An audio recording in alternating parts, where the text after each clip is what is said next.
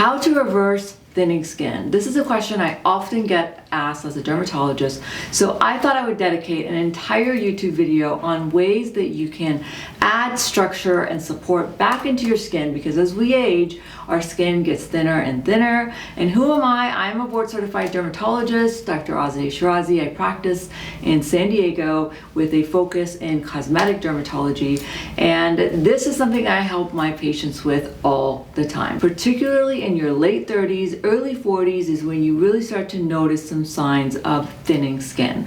And that could be things like, you start to get those lines a lot easier. You may notice, for example, veins around the eyes that are showing through more.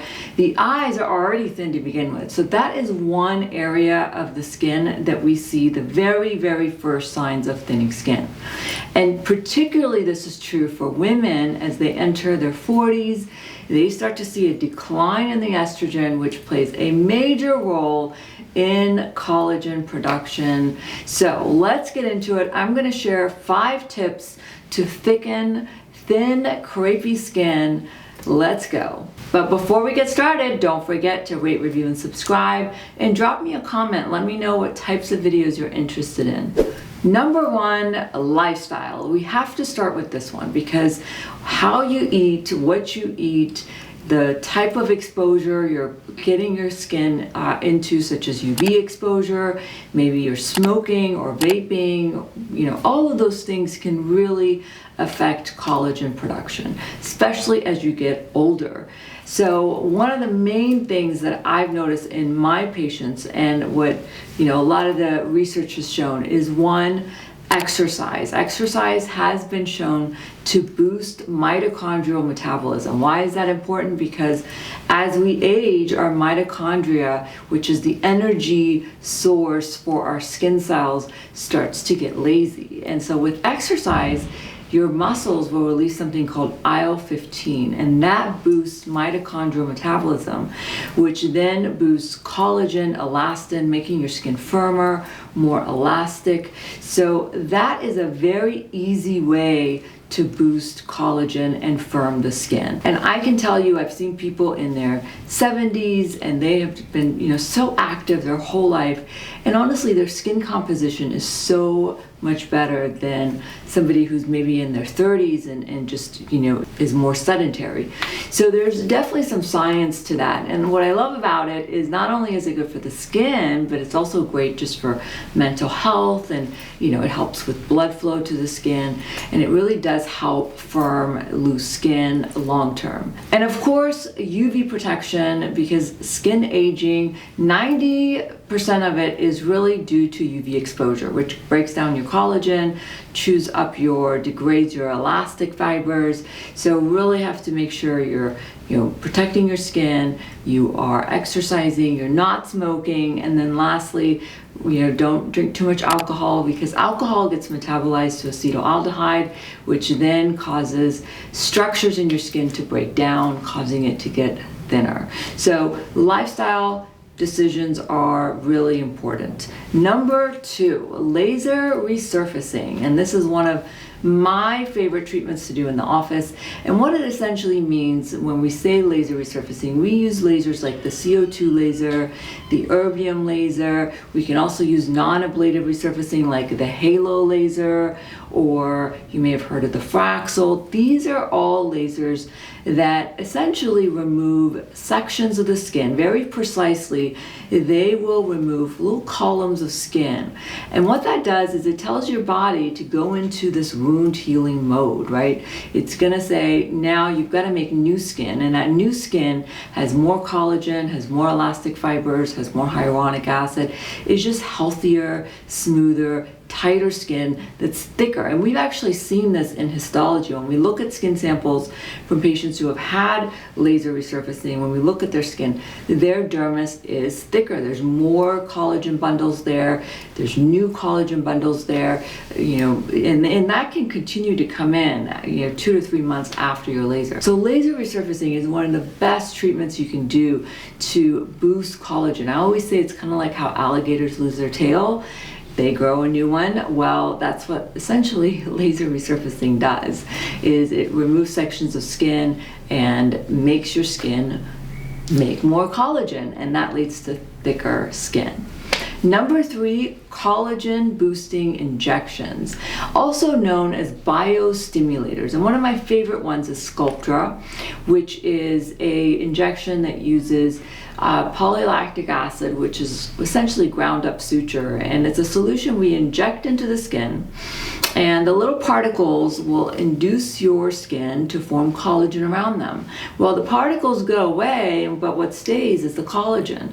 And so it's great at not only volumizing, the face, but also it helps add collagen back into the skin. So it helps thicken that skin layer. And don't overdo it, because we also don't want too much of the collagen. We don't want to make it too firm if you're ever thinking about having a facelift. But I do have a video on Sculptra if you're interested to learn more. But essentially, it's one of my favorite ways to boost collagen in the skin. We can also talk about exosomes, or some of you may have heard of the salmon DNA. These are skin boosters.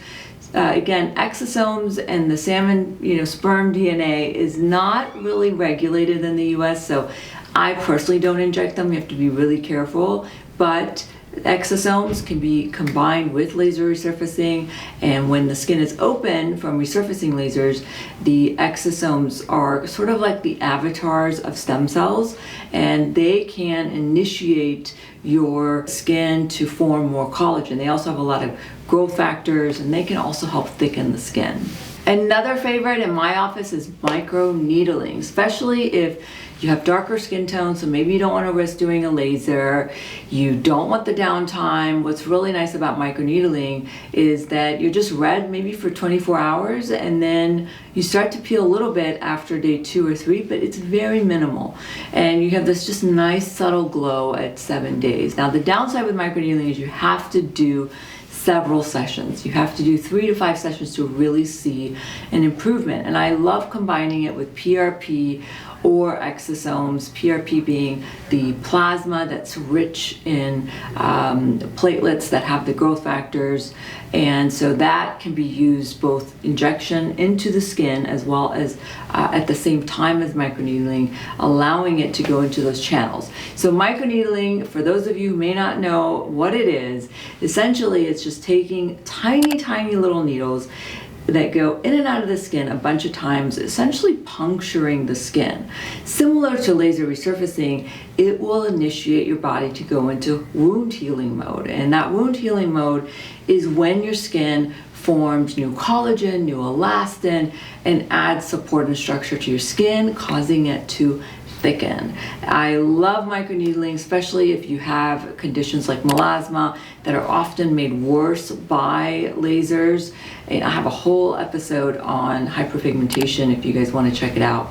But it's one of the best treatments for melasma because it doesn't use any heat, and so it's purely mechanical. We can combine it with skin brightening solutions afterwards to help lighten dark hyperpigmentation. And lastly, let's talk about things that you can be doing at home to thicken your skin. One of the main ones being using a retinol, because retinoids have been shown to not only protect the collagen, because we do start to lose collagen in our 20s, but they protect the collagen and they stimulate new collagen and hyaluronic acid. These are structures that help thicken that dermis, help thicken that skin. Now, consistent use is so important, because if you're not using it at least 5 times a week, and consistently for months, years even, you're not going to see the same benefit. You really have to be consistent with retinoids to see significant improvement. But if one thing is going to change your skin,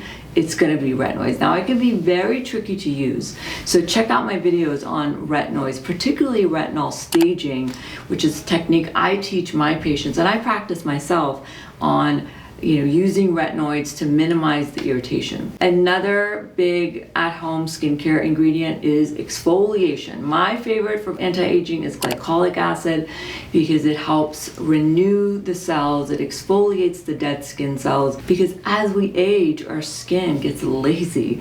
It doesn't go through the cellular renewal process, and exfoliation boosts that. And by boosting that, it helps thicken that dermis with more collagen. And so exfoliation, particularly with glycolic acid, it can send little signals into the dermis telling it to boost collagen. Now, you don't get that same benefit when you're using physical exfoliants. Physical exfoliants just simply abrade off or scrub off the outer dead layer, but they're not really doing anything at the cellular level. So exfoliation, use a chemical because it's going to help with thickening your skin. And then lastly, vitamin C is not only great at protecting the collagen, but it's also really important for your skin to make collagen. So if you are not using a vitamin C in the morning under your SPF, you may consider using one because it does help repair the damage that our skin sees from UV rays and helps with collagen production, because vitamin C is so important for the synthesis of collagen, and so that's a great ingredient to incorporate into your skincare routine. And then people also talk about peptides, which are short chains of amino acids. They can help trick your skin into thinking it needs more collagen, and it can help boost collagen production that way. All right, guys, I hope that was helpful. Remember, you are more than just a pretty face. You are informed, you are educated, and empowered to make the best decisions when it comes to skin treatments and products for you. Until next time, bye, guys.